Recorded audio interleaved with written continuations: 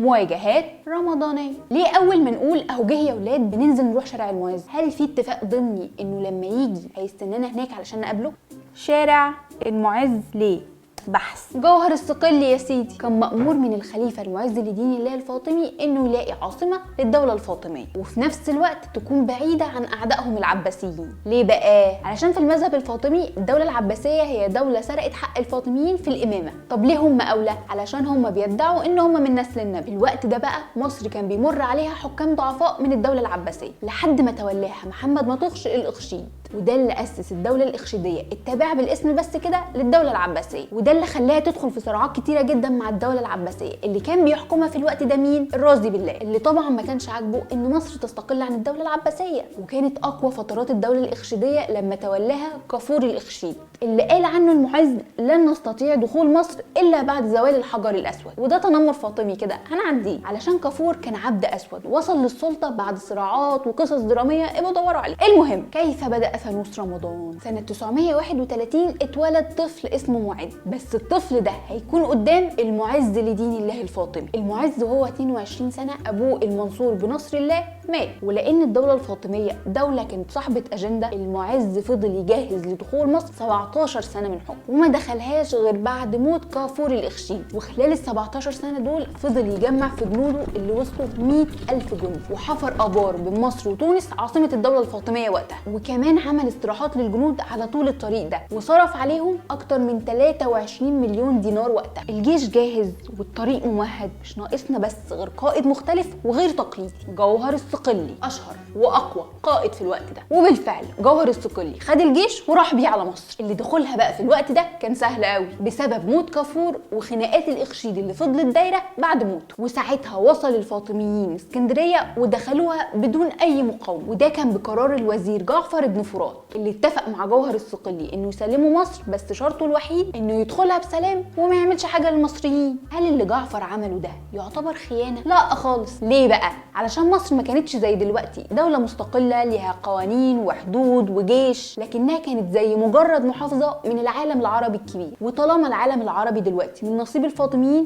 فانا ليه كوزير اخاطر بسلامه المواطنين علشان خاطر معركه خسرانه؟ وفعلا جيش الفاطميين اول ما دخل اعلن السلام والحريه الدينيه وخصوصا المذهبيه، وفضل الجيش الفاطمي يتوغل في مصر لحد ما وصل للفسطاط ودخلها في يوم الجمعة. في الوقت ده كان الخطيب في نهاية كل جمعة بيدعي للخليفة والخلافة، ولما شاف جوهر الصقلي والجيش بتاعه محوط المسجد من كل ناحية بدل ما يدعي للعباسيين رفع الدعاء للفاطميين، ودي كانت إشارة لبدء دولة الفاطميين. ساعتها جوهر الصقلي ادى تليفون للمعز وقال له إن مصر عاصمة الخلافة جاهزة لاستقبالها، اللي سماها جوهر الصقلي المنصورية. جدعانة منه كده، لكن المعز لما وصل عاصمة الخلافة ما عجبوش الاسم فعمل ريبراندنج للعاصمة وسماها القاهرة، وكونسبت الاسم انها مدينه بتقهر العدو والغزاة في اشاره لقوه الفاطميين مش حبا في مصر يعني. واستقر حكم الفاطميين في القاهره وخلف المعز ولد سماه على اسم باباه المنصور. ولما مات المعز كان المنصور لسه صغير ما يقدرش يمسك الحكم، علشان كده المعز خلى ابنه تحت وصايه قائدين شجعان من الجيش بتاعه لحد ما يوصل سن الحكم.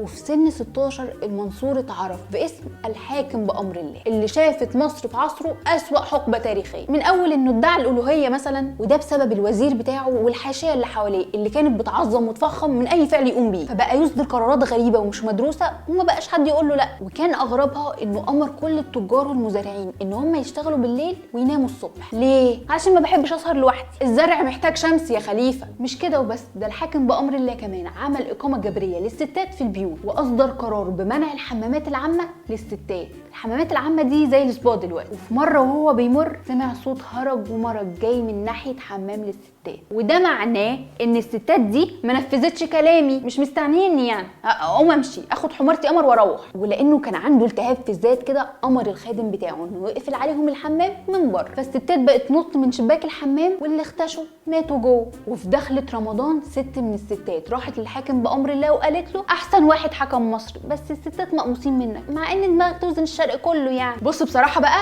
الستات عايزين ينزلوا يصلوا التراويح ويجيبوا كمان حاجه رمضان، بس مش هينفع ينزلوا الا لما جلالتك توافق. فيا خليفه المسلمين عايزين قرار حكيم بمناسبه الشهر الكريم. فالخليفه رجع راسه لورا كده وقال لها موافق، بس ما تنزلوش لوحدكم، خدي ابنك معاكي يمشي قدامك بسراج من نور علشان الرجاله توسع لكم في السوق ونتجوز. مين النون دي يا خليفه؟ انا وانت. خليفه قوي وذكي زيي بالتاكيد لازم له جاريه شجاعه زيك. اسمك ايه؟ احيه، اسم جميل برضه. ومن ساعتها بقت الإقامة الجبرية اللي فرضها الحاكم على الستات بقت تتفك في رمضان بس. ويقال إن من ساعتها مصر عرفت الفانوس، علشان الستات من فرحتهم برمضان كانوا بيعلقوا الفوانيس على البيوت من بره استعدادا لرمضان نايتس وكده. ومن ساعتها ارتبط الفانوس برمضان.